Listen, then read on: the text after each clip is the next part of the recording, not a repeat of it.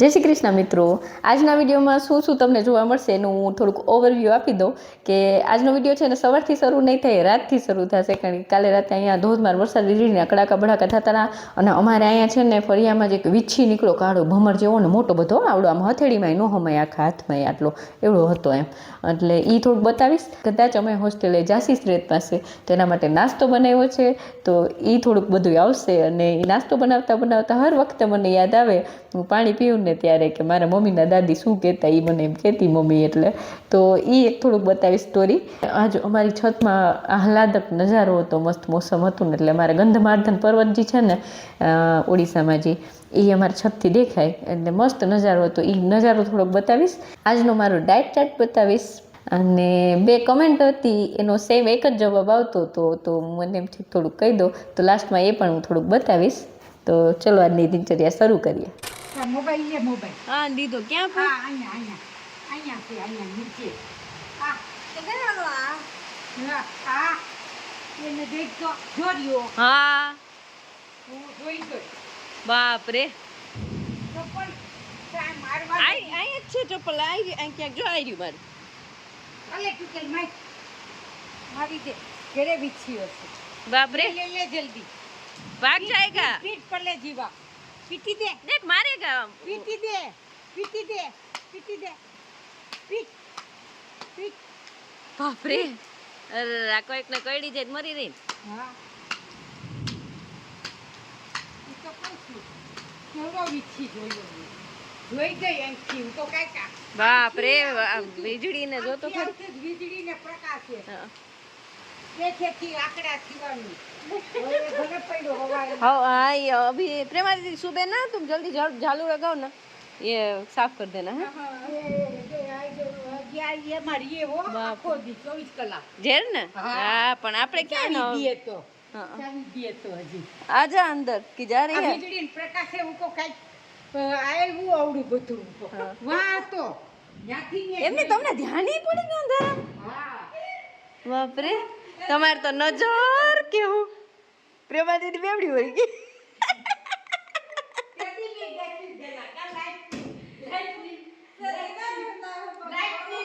તેથી પવન પગ તો આવો જ હતો.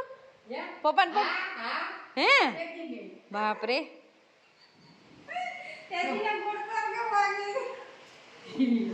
હું જોઈતી કો કાઈ ગયું બાબુ પપ્પા આને કો લે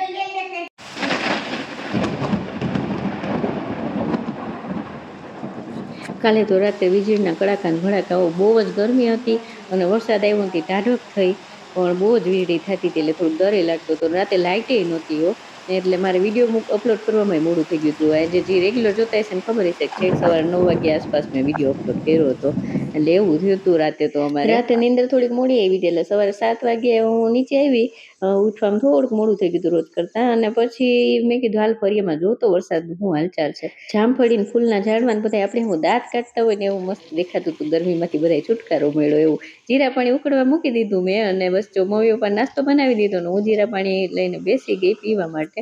7:30 જેવું થયું એટલે મેં કીધું હાલો આપણે જીરા પાણી પી લઈએ. આજે મહેક તો દુકાને કામ હતું એટલે આવ્યા નહોતા નાસ્તો કરવા.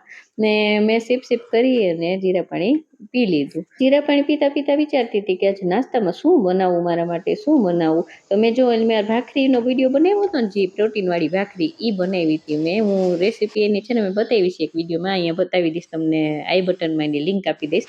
એમાં મેં અળસીનો પાવડર નાખ્યો હતો એક એક્સ્ટ્રા, બાકી બધું તેમ જ કર્યું. આજે વરસાદી માહોલ હતો ને એટલે મીઠી ચા પીવાનું મન થયું એટલે આજ તો મેં મીઠી ચા રે ભાખરી ખાધી હતી. આ વેટ લોસ વાળી ભાખરી, ઘી લગાવીને મજા આવી ગઈ, સરસ લાગતી હતી. તો મેં કીધું કે હાલો હવે નાસ્તો તો મજા આવી ગઈ કરી લીધો. ને કાલે શ્રેત માટે નાસ્તો બનાવવાનું વિચારતા હતા હું ને મમ્મી. ભાખરી તો ખાઈ લીધી તો કીધું હાલો હવે એની તૈયારી કરી. તો પ્રેમા દીદી આવી ગયા અને ઘરકામ બધું કર્યું. 32 વાર ફોર્મ્યુલા ખાધું હતું. અને જો કાલવાળો ડ્રેસ મેં નથી બદલાવ્યો, રાતે આના પહેરીને હોઈ ગઈ હતી ને ડ્રેસ નથી પહેર્યો, એવું થઈ ગયું. છતમાં કંઈક કામ હતું એટલે હું છતમાં ગઈ. તો આ નજારો જોઈને આમ મનમાં કંઈક અલગ જ પ્રકારની શાંતિ અને ખબર નહીં કંઈક આમ રાહત અને ટાઢક અનુભૂતિ થતી હતી. અને શ્વાસમાં એક અનોખી તાજગી ભરાઈ જાય ને આમ અંદરથી મન કહી ઉઠે કે જીવવા માટે તો આ એક જ ક્ષણ કાફી છે. કોઈ મોંઘી ગાડી કે આલિશાન બંગલો પણ જે સુકૂન નથી આપી શકતો ને એ સુકૂનને કુદરત મફતમાં નજારા દ્વારા આપણને પેશી દે છે. એ ટાઈપનો મનમાં ભાવ આવતો હતો.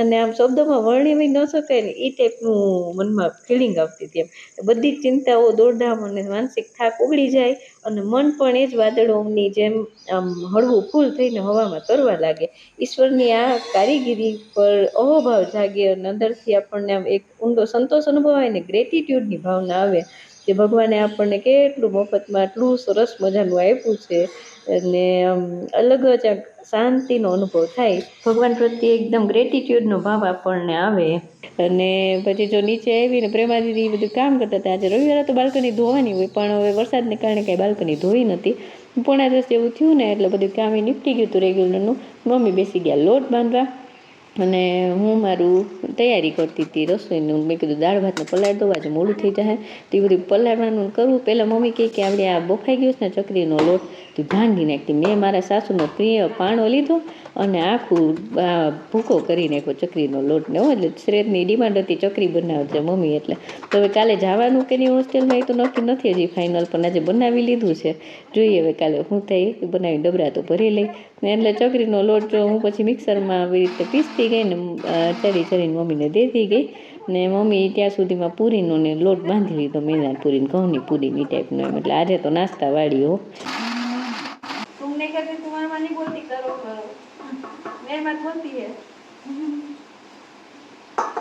मैं अपने मन से भाई हाँ बोल देती हूँ फिर अपने हिसाब से ही करती हूँ દે એ બાઈક કે દઈ દે દે એ દે ત્રાસ મોટા થોડીક વાર પ્રેમા દીદી અરે વાતું ચીતું આવેલી ને હસી મજા ખાઈ લો અને પછી અમે અમારે કામ વર્ગી ગયા એના ઘરે નાહી ધોઈને કે હું એ મારું કરી લો ને ઘડીએ ઘડીએ બારે વરસાદ હતો તો આમ મજા આવતી હતી આમ વરસાદને જોવાની પણ અહીં નાસ્તો અમે બનાવતા હતા ને એ હવાઈ જાય એ ટાઈપની એ થોડુંક હતું તો હું મમ્મી બે વર્ગી પડ્યા મમ્મીએ વહીણું બધું ને મેં રસોઈની થોડી ઘણી તૈયારી કરી લીધી શાક સુધારવું ને શું કહેવાય દાળ ભાત પલાળવા ને દૂધ ગરમ કરવું ને એવું બધું કરી લીધું પછી હું પણ મળવા માંડી હું ને મમ્મી બે થઈને મેંદા વણવા એને મેંદાની પૂરી વીણી મેં ઘઉંની પૂરી વીણી મેંદાની મિક્સ બધું કરી લીધું અને પછી જો હું તરતી ગઈ મમ્મી આમ પોળી કરીને ડબ્બા ભરતા ગયા કારણ કે વરસાદ ધોધમાર ચાલુ હતો નહીંતર તો બધું હવાઈ જાય બધું એટલે હું ને મમ્મી બે ફટાફટ આહુની જોડી વર્ગી પડી હતી બધું રસોડામાં બધું પૂરું કરવા ટાઈમસર એમ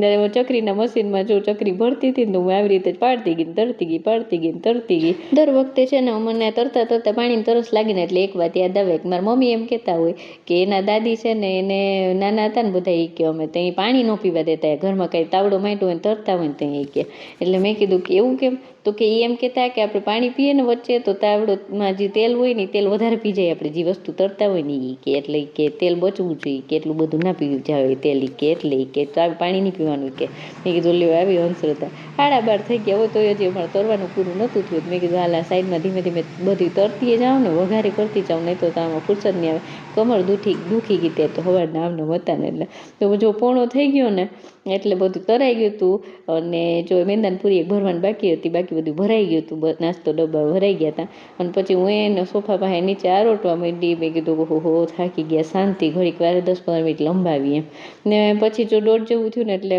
પપ્પાનો મહેકનો ફોન આવ્યો કે એને તો કામ બહુ છે દુકાને તો એ જમવા નહીં આવે એટલે અમે બેસી ગયા જમવા જો સોયાબીન પાવડર જે બોટલમાં બતાવ્યું મેં દાળમાં નાખ્યો હતો ને ભાખરી મારી સવારની અધૂરી ખાયેલી હતી એટલે અડધી સવારે ખાધી ને અડધી મેં બપોરે ખાધી પ્રોટીનવાળી ભાખરી જે મેં કીધી હતી નહીં એટલે 32 ફોર્મ્યુલામાં ચબાવીને ખાધી હતી વ્યવસ્થિત એકદમ ચાવીને રોંઢે એક્સરસાઇઝ કરીને મેં જો આ ખારીક આટલી અને જાંબુ થોડાક ખાધા હતા 8-10 જાંબુ ખાધા હશે એટલે મેં કીધું ફાઈબર આપણું પૂરું થઈ જાય અને રાતે સૂતા પહેલાં અળસીનો પાવડર 1 ચમચી ફાંકીની જેમ પી લઈશ એટલે ફાઈબરનું આપણું કમ્પ્લીટ થઈ જાય આ છે મારું આજનું ડાયટ ચાર્ટ તમે આનું સ્ક્રીનશોટ લઈ શકો છો મેં જે આખા દિવસમાં જે કંઈ ખાધું છે ને આમાં બધું લખ્યું છે જો આ 2 કમેન્ટ હતી 2 કમેન્ટ એમ હતી કે વેટ લોસનું સ્ટાર્ટ કર્યું ને તો વાળ બહુ ખરે છે તો એના માટે તો જો વાળ ખરવા એટલે વજન ઉતારવા સ્ટાર્ટ કર્યું ત્યારે મારે બહુ જ ખરતા હતા તો મેં છે ને આ પ્રોટીનવાળું થોડુંક ખાવાનું વધાર્યું ને તો થોડોક ફરક લાગ્યો મને સ્ટાર્ટિંગમાં ખરતા જ હતા મેં એટલું પ્રોટીન ઉપર મારું ત્યારે મને એટલું નથી સમજ હું એટલું ખાતી નથી